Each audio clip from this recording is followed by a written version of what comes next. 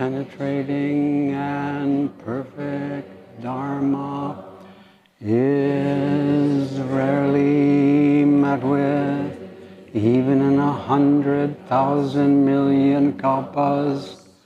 Having it to see and listen to remember and accept, I vow to taste the truth of the Tathagata's words, an unsurpassed, penetrating, and perfect Dharma is rarely met with, even in 100,000 million kalpas. Having it to see and listen to remember and accept, I vow to taste the truth of the Tathagata's words, an unsurpassed, penetrating, and perfect Dharma is rarely met with, even in 100,000 million kalpas. Having it to see and listen to remember and accept, I vow to taste the truth of the Tathagata's words.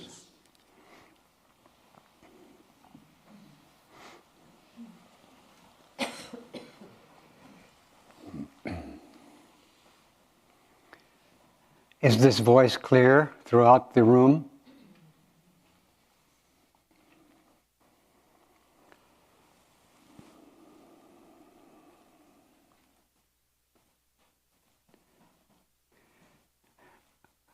We are now in the midst of a 3-week practice intensive in this valley.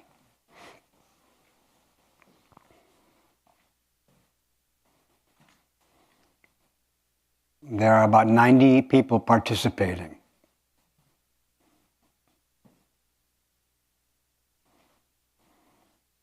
We welcome those 90 people, and we welcome all of you who have come here into the valley this morning. We welcome you to the teachings of awakening. I said to the group that are here for the 3 weeks a few days ago,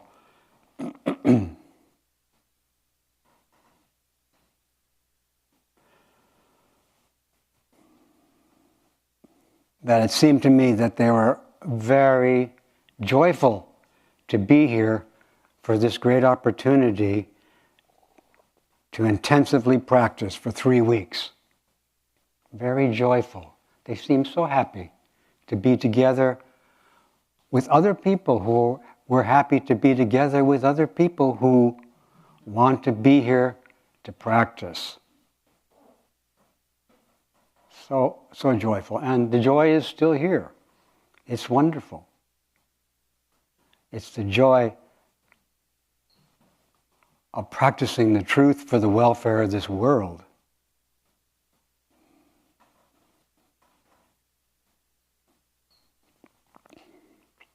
There are other kinds of joy, of course, like the joy of your favorite political candidate winning an election. Some people feel joy about that. That's a joy. But it's not the same joy that people feel being here. This is the joy of wishing to and being able to practice a life for the welfare of this world. And also people in this valley, probably maybe everybody in this valley, is aware of unbearable, horrible suffering all around us, all around this planet. Suffering of humans and plants and animals. Even the mountains are crying. And their tears run down the mountainside into the ocean. So we feel joy at the possibility that we could do something really good in this world. And we also feel great pain for all the suffering. And this pain for all the suffering is compassion. Compassion is joyful and it's painful. It's joyful because we want to help, and it's painful because people we love are suffering.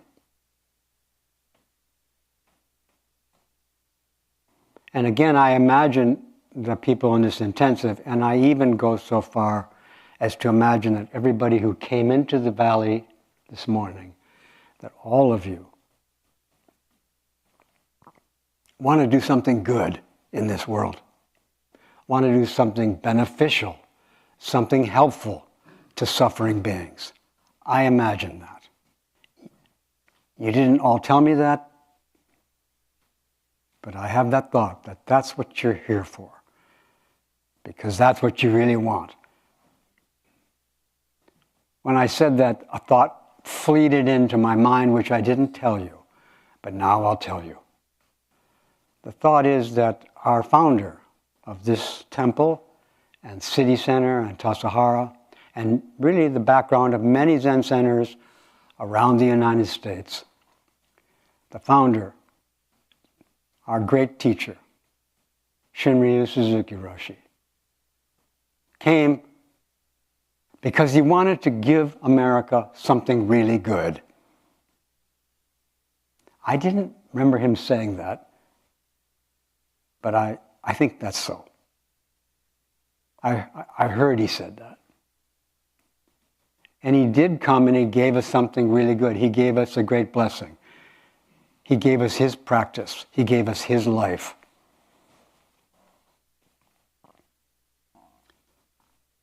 And it was very helpful. And still is. Maybe you all want to give your life to be of help in this world of suffering.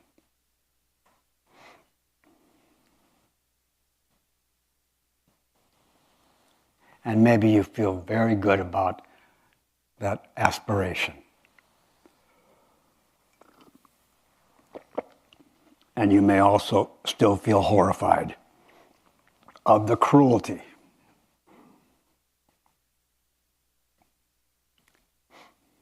of the suffering from other humans, and also the suffering from natural disasters, floods and fires,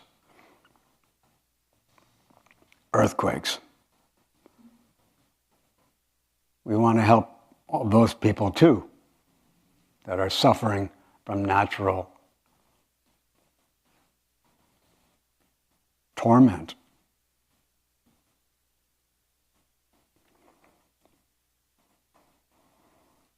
And for those who wish to live to help beings be free, for those who wish to make an unceasing effort to free all beings from suffering so that we can live in peace. For those beings, there are teachings.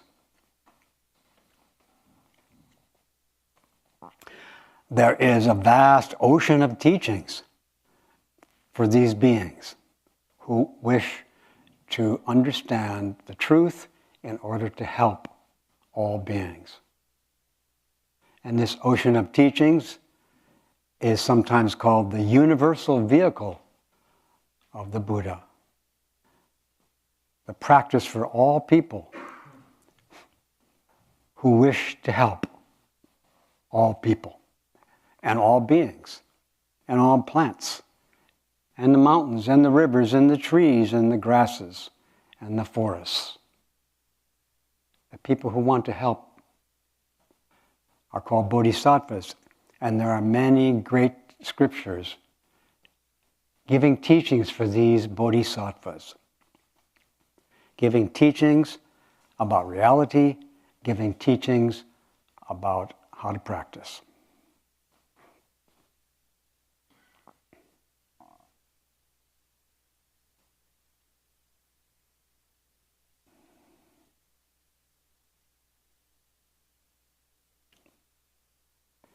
And during this retreat, we are offering some of our attention. We are offering a lot of our attention to a great scripture, which is called the Great, Extensive Buddha Flower Adornment Scripture.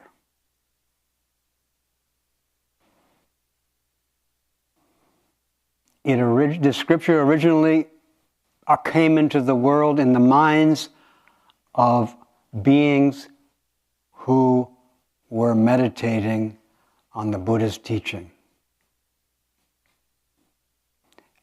and had great illuminations and sang songs of their illuminations, and their songs got written down and became eventually this great sutra. In Sanskrit, Mahavaipulya Buddha Avatamsaka Sutra. Translated in English, you already know. Do you remember? Great, extensive Buddha flower adornment scripture. This is a huge scripture, 2,600 pages in English translation.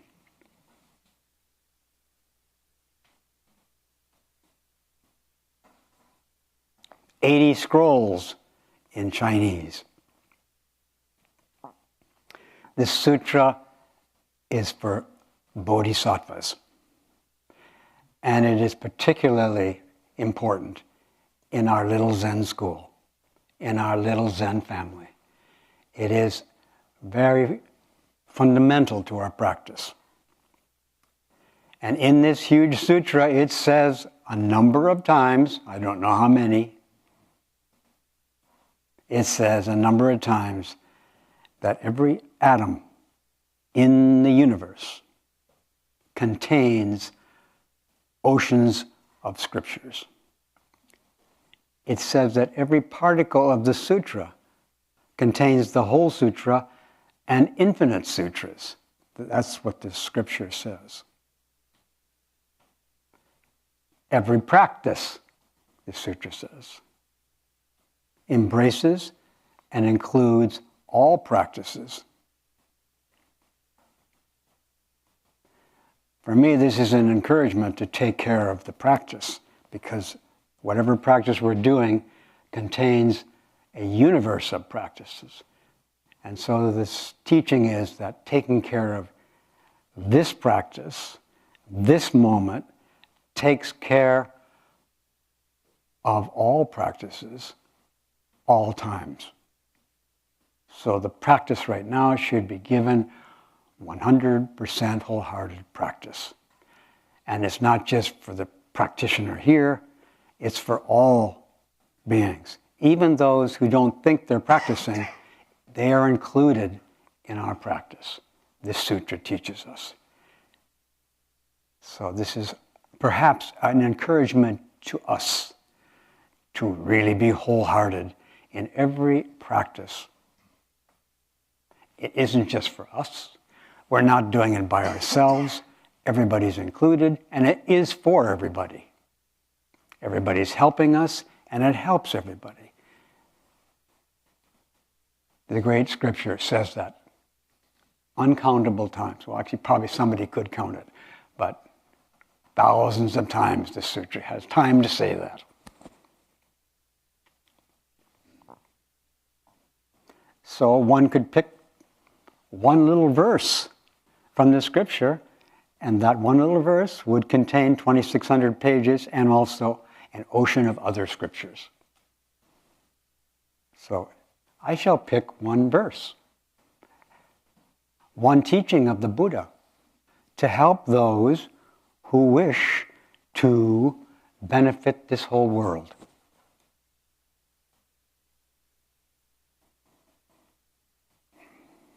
Are you ready for this one little teaching from this huge scripture? This is a teaching, by the way, that you could remember. After you leave here, you could remember and tell people in Mill Valley about it, and Oakland, and San Jose, and Petaluma, you could spread this teaching, and you wouldn't have to say a word. But every word you say will contain this teaching. All right, so what's the teaching? The teaching is clearly observe the Dharma of the King of Dharma. The Dharma of the King of Dharma is thus.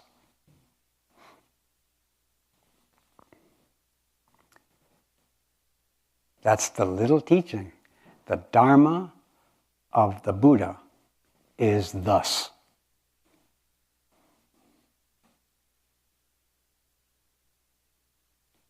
And that stanza, and also the word thus, contains all the teachings of the Buddha. But I'm giving you this particle to take care of and to use for the sake of the welfare of the world. One of the founders of our tradition in China sang us. He sang a song, and it got written down. And the song starts out, the teaching of thus, the Dharma of thus. His song starts with quoting one line of this massive teaching. And the one line he chose to sing about to his assembly was, the teaching of thus.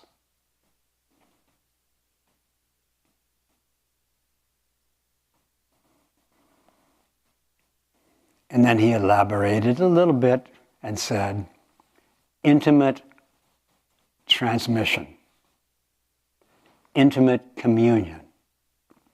And then he said, Buddha ancestors.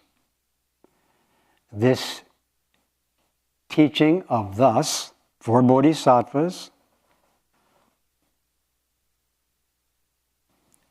is intimate transmission. It is an intimate communion. It is Buddhas and Buddha ancestors. What is that teaching? Thus.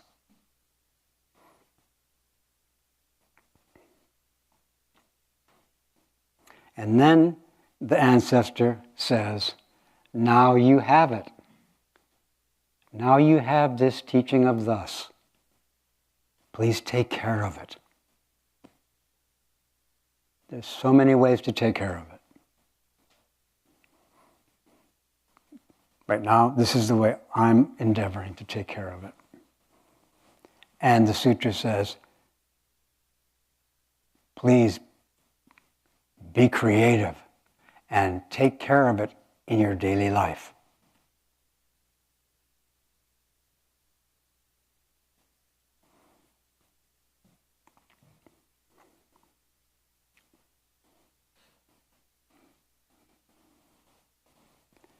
As I said before, we have entered this valley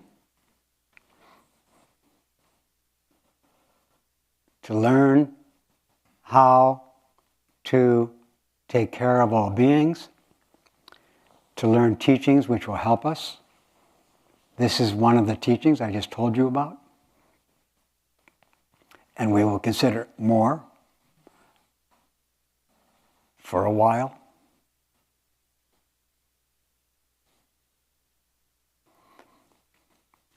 And then, once having arrived here, the people in the intensive are devoted to coming into this room from early in the morning till late at night and sitting. The people who want to benefit this world come into this room and sit.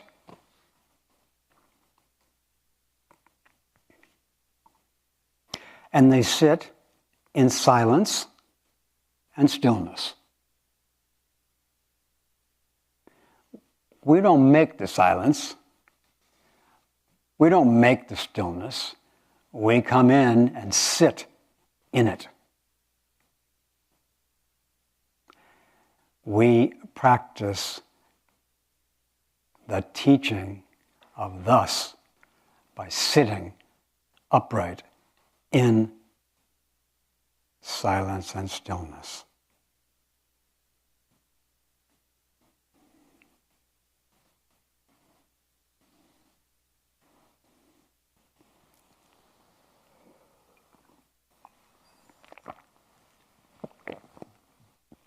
And sitting in this silence and stillness, we enter into a state of body and mind, which sometimes is said to be or called concentration.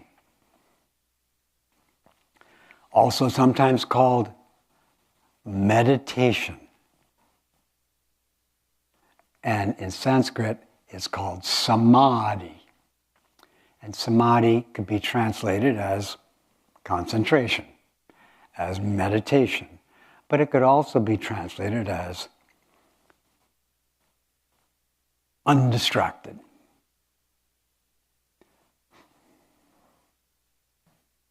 Calm.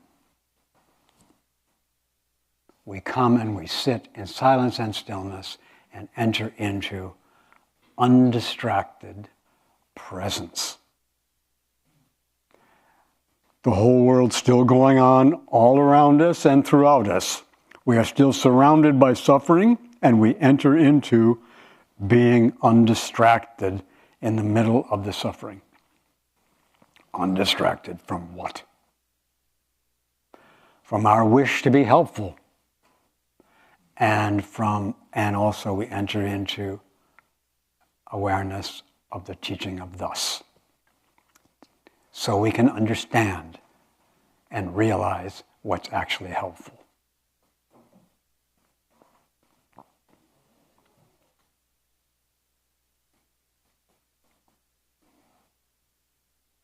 And this concentration, this samadhi, this meditation, this bodhisattva meditation is not about me doing something by myself. Some people do practice concentration and they think they're doing it by themselves. It still might be good, like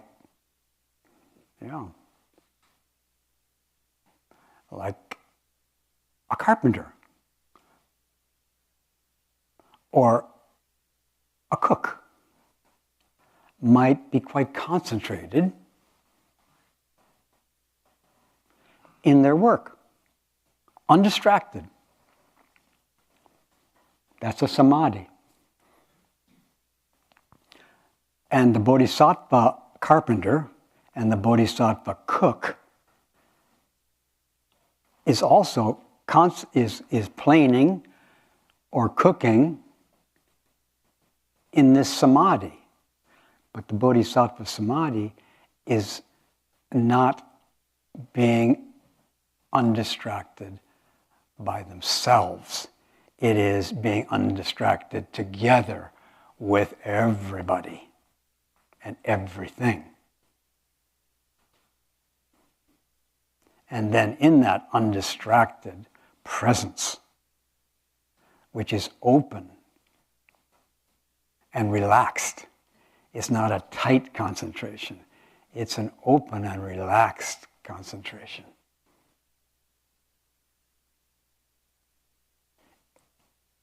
It's present with something and open to everything. This is the kind of meditation, the kind of samadhi of the bodhisattva. And it's also like a doctor, like a surgeon, who is present with other beings. And one of the other beings might be called the patient. but they're present, these days anyway, they're often present with many other people helping them. And there's many other who are in the operating room, supporting this activity of being present with this patient and performing surgery for the welfare of the patient. And we want this, we want this surgeon to be concentrated. And the surgeon wants to be concentrated unless the surgeon has gone insane. And the patient wants the surgeon to be concentrated, to be undistracted. And really, whether the patient knows it or not, the patient wants the surgeon to be relaxed. The patient doesn't want the surgeon to be tense when they pick up their tools. It wants them to pick them up with complete composure and total compassion. This is the Bodhisattva Samadhi. And this surgeon cannot be that way by herself.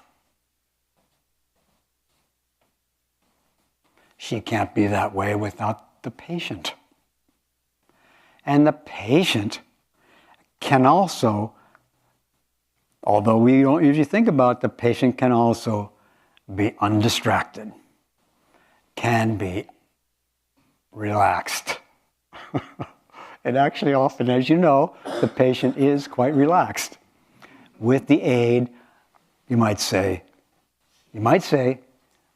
of the anesthetic.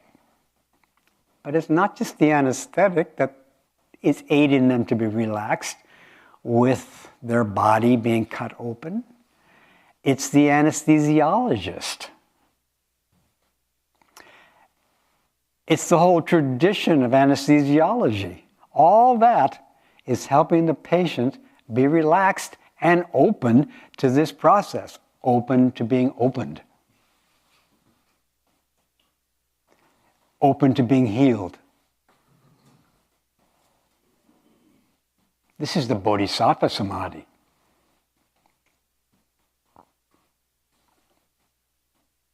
There's no limit to the people who are supporting this surgical operation.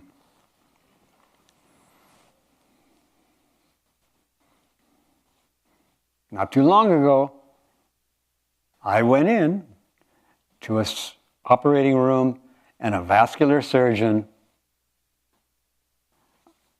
who is very present every time I meet her, and was very present before the procedure started. And after it started, I don't know what she was up to, but I think she was very present with me.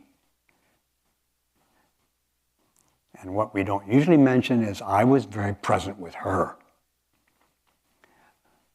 She did this wonderful procedure on me of opening up my aorta in my abdomen. How wonderful. So the blood could flow more fully into my dear little thighs. And I could walk up these hills without burning thighs. So skillful. But the teaching of the sutra is also saying, I was there too. Now you could say my surgical skills are not equivalent to hers. That's true. But they include each other. My surgical skills include all the surgical skills of all the surgeons in the universe. And same with yours. That's the teaching of this scripture.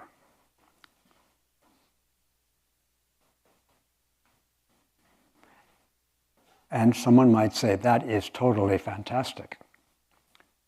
That's just, I don't know what. It's just wondrous and inconceivable. Mm-hmm.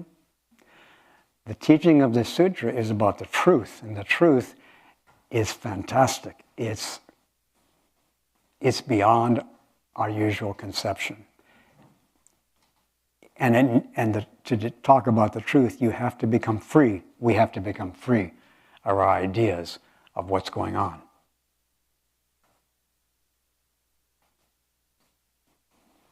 We're working on that. It's a work in progress to be free of our ideas of what's happening. It's not that you shouldn't have ideas of what's happening. It's just that if you hold on to them, that causes a lot of trouble to everybody. Of course, it causes stress and suffering for you, but you include everybody, so you're stressing everybody when you hold on to your idea of the way things are. And all day long, you probably have ideas of the way things are. And so do I. But my job is to take care of the teaching of thus, which says, what's going on here is thus, not just what you think is going on here. And also the teaching of thus can also unfold into some feedback of saying, you look like you're holding on to your ideas. And that could take the form of a person, an old person, or a baby telling you, you're holding on to your ideas of what's going on. Would you please stop that? Let go. It could be an old person or a baby. And you might have some ideas about that. Like, no, it could only be an old person. No, it could only be a baby.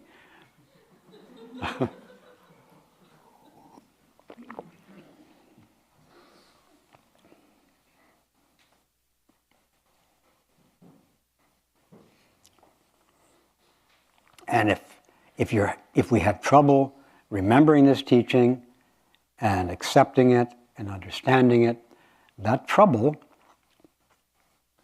is another particle of experience in the universe. And that trouble is given the teaching of thus.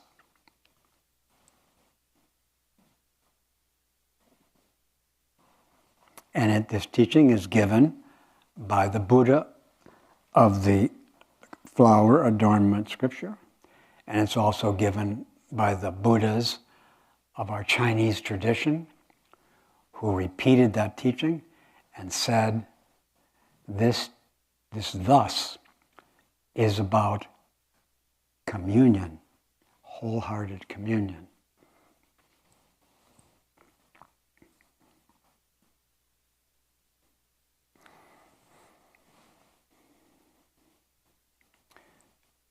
So when we see injustice, when we see cruelty, when we see delusion, and all other kinds of suffering, we aspire to practice justice with injustice. The Bodhisattva aspires to practice justice in the midst of injustice. The Bodhisattva aspires to practice kindness in the midst of cruelty. The Bodhisattva aspires to practice joyful compassion in the midst of suffering. The Bodhisattva practices the teaching of thus in the midst of delusion. Bodhisattva does not try to get rid of delusion, does not try to get rid of suffering, does not try to get rid of injustice. If somebody can get rid of those things, the Bodhisattva does not try to get rid of those people who got rid of those terrible things. But in the whole history of Buddhism, we have not gotten rid of these things. But we have been practicing with them all along.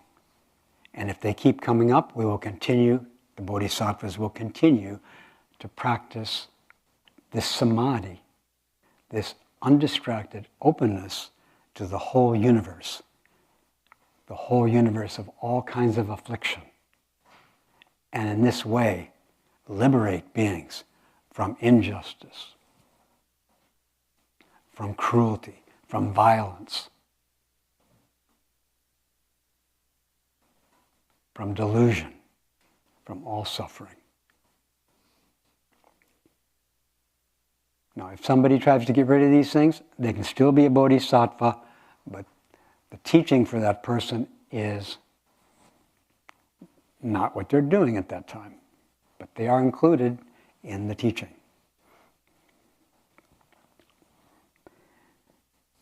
So I have been asked to limit the duration of this meeting this morning, and I'm okay with that. I imagine some of you are okay with it too. And maybe this has been long enough for some of you. And even if it's not long enough, you still might want to leave soon. And you can leave. On the other hand, I would like to ask you, did you remember that teaching about the teaching of the King of Teaching? Do you remember the Dharma of the King of Dharma? Do you remember it? Anybody not remember it? Yeah, it's easy, right? The teaching of the King of Dharma, the teaching of the Buddha is thus. And now you have it. Are you ready to take care of it? I saw one person nodding. 2, 3, 4. That's great. 4 caregivers of the teaching of the Buddha, which is thus. That statement occurs more than once in the scripture, but in this temple, we do it almost every day. We say the teaching of thus, the teaching of thusness. What is it? Thus. And asking that question is thus. We encourage receiving these teachings and we encourage questioning them. Without questioning them, or put it positively, part of this communion, which is this teaching is a communion. Part of the communion is to call the teaching into question. And if anybody says the teaching, like a so-called sayer of the teaching, if any sayer of the teaching says the teaching, then the teaching of thus requires that person being called into question. The teaching of thus, which is for the sake of establishing, for the moment, justice, the one who's teaching about thus justice requires being called into intimate questioning about what they said about justice.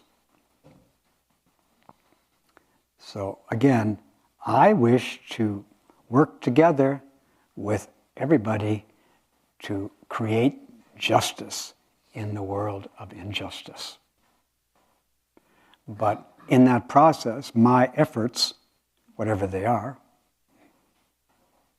like my effort to sit, can be for the sake of creating together with you justice. But you can also question me, like, what's that sitting got to do with justice? The sitting in samadhi with the teaching and in communion with all beings, that is where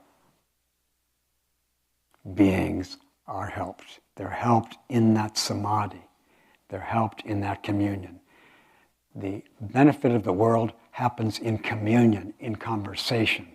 It happens in us sitting in silence and stillness.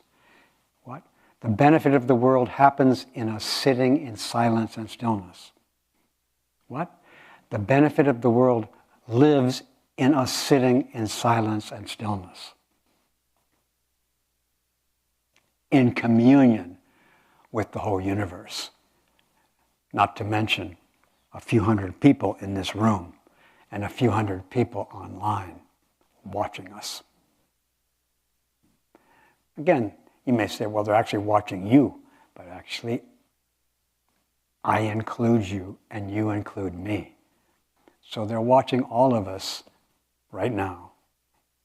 And it's really hard for us to understand that we're watching all of them. But we are. When you look at me, you're watching everybody who's online. But you can't see that. And I can't either. And that's what the sutra teaches us. What does the sutra teach us? Clearly know that all phenomena have no existence whatsoever in their own being. Clearly know nothing exists on its own. If you have this understanding, you can see the Buddha right now. And you can see the people online right now. But all the people you see and all the Buddhas you see have no existence whatsoever on their own. They do have existence, in some conditional way, but that's not what they are. So it's getting close to stopping time. So if anybody has any, I laughed because I thought of the word complaint. If anybody has any complaint, any protests, any questions, any compliments, but more, what we really need is questions. You don't need to compliment the situation, but I know sometimes you can't restrain yourself, but the thing we really need is we need people to question the teachings that are given. So if you have any questions, or if you have any statements, any teachings you'd like to offer, you're welcome to come up close. Is there any kind of microphone or anything? Oh yeah, wow. If you want to come up close, you can come up close and address the Great Assembly, which includes me. Or you can address me, which includes the Great Assembly. I hope you all feel included when I'm questioned. Maya-san.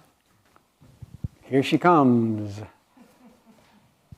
And I don't want to embarrass her, but here comes the great Bodhisattva, who has recorded the Avatamsaka Sutra for us. She has spoken 125 chapters. Thank you so much. I'm in the 30s now. She's in the 30s now. Wonderful. Tenshin Roshi, the very beginning of the Avatamsaka Sutra describes the setting of the Buddha. And I wonder if you could say something about that and how that is an important part of our practice. Okay, did you hear her question? At the beginning it describes the setting. Wait, stay here a second. In the beginning it describes the practice. She knows that because she has recorded that. And she said, could you say something about how that situation describes our practice? But it comes to my mind that she probably could too, because she recorded it. What do you think? Can you say something about how it applies to our practice?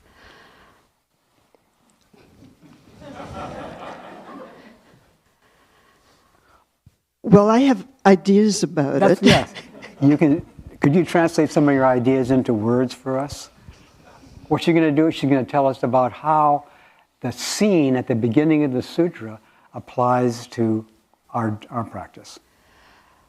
Well, my ideas about it are that it's very helpful to our practice to be aware of what we're doing and how we're taking care of everything. Yes. And then there's like diamonds. And there's diamonds. And beautiful jewels. Yes. And how does that apply? It's very inspiring. Yeah. It's very inspiring to our daily life. It kind of says, here are jewels. There are jewels in this room. And if you go outside, there's jewels outside. Everything's sparkling. Everything's so beautiful. Please take care of it. Could I bring up another issue? Yes, please. So as I've been reading the sutra, I have been gradually more and more trying to avoid gendered pronouns. Thank you. She also says she changes it. Well, she doesn't go from he to they. She goes from he to she, which I appreciate. And more and more as I do that, I find it very painful. Painful? Mm-hmm. The king of Dharma, Mm-hmm. that really leaves a lot of us out. Mm-hmm. Thank you. So sometimes I say, like, the monarch, Mm-hmm. which could be any gender or Mm-hmm. no gender. Yes. I'd like to offer that Thank you. to everyone. Thank you. Clearly observe the teaching, the Dharma of the monarch of Dharma. Thank you. The teaching of the monarch, the Dharma of the monarch of Dharma is Thus. yes. Okay. So there's monarch. There also is clearly observe the sovereign of the Dharma. The Dharma of the sovereign of Dharma is yes. May I go now?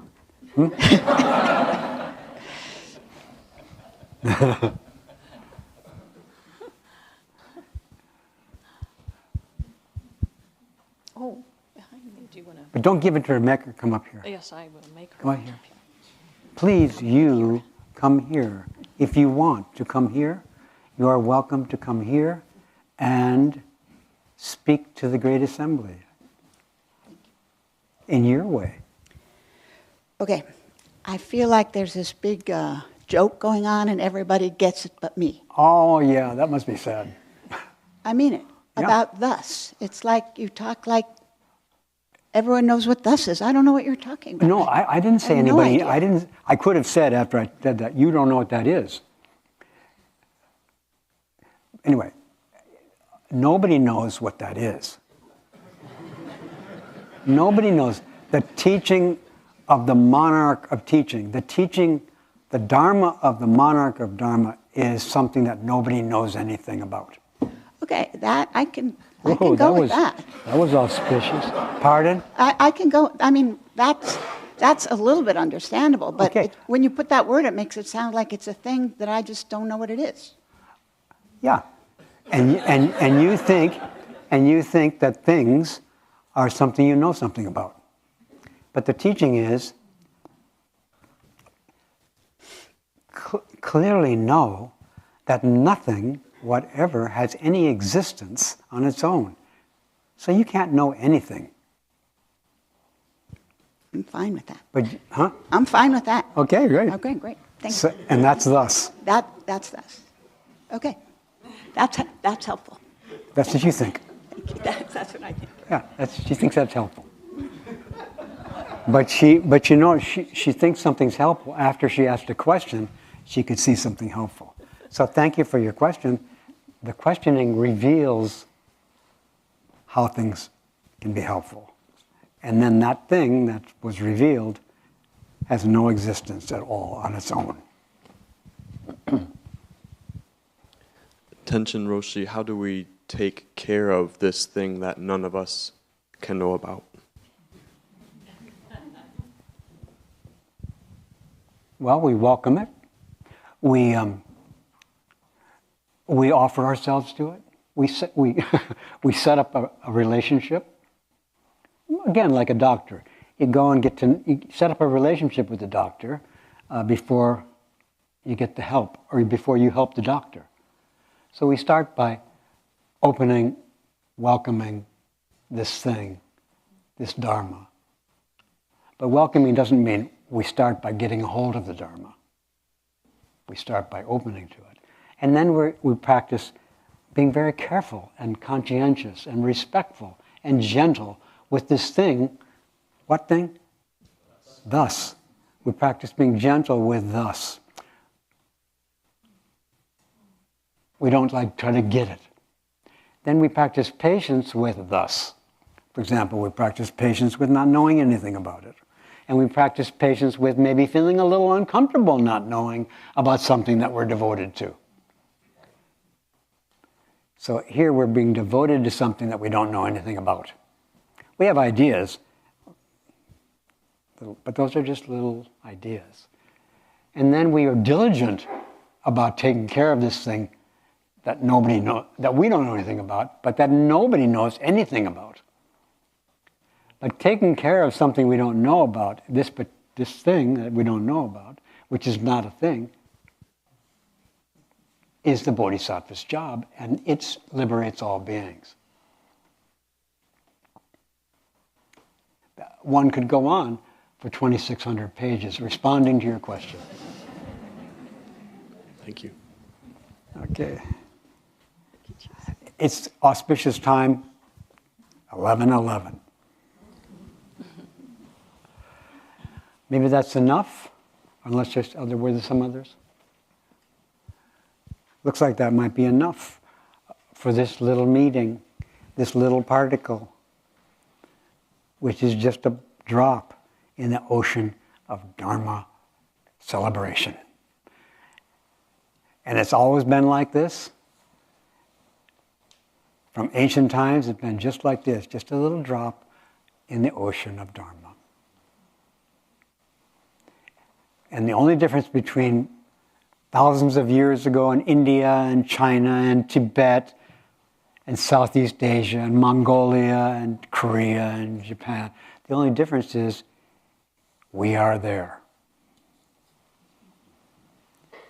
May our intention equally extend to every being and place with the true head of Buddha's way. Beings are numberless. I vow to save them.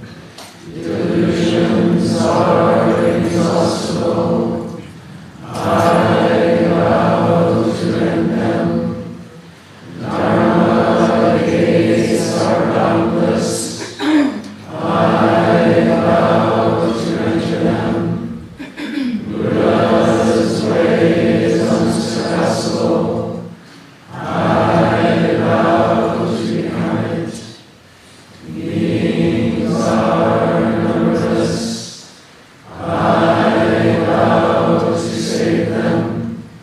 Delusions are inexhaustible. I vow to end them. Dharma gates are boundless. I vow to enter them. Buddha's way is unsurpassable. I vow to become it. Beings are numberless. I vow to save them. Delusions are inexhaustible. I vow to end them. Dharma gates are boundless. I vow to enter them. Buddha's way is unsurpassable. I vow to become it. Just a little, what do you call it, party favor for you all, which is that those vows we just chanted, the second one is delusions are inexhaustible. I vow to end them. That's a nice vow. The original Chinese is not the character for delusion. It's a character which means affliction. Afflictions are inexhaustible, and affliction includes delusion, hatred, attachment, injustice. It includes violence, all kinds of afflictions. They're inexhaustible. And it says end them. But the original Chinese doesn't really say end. Or I could say it could also be translated. The main meaning of that character is not to end, but to cut. To cut through all this affliction. To find freedom through it, rather than trying to get rid of it.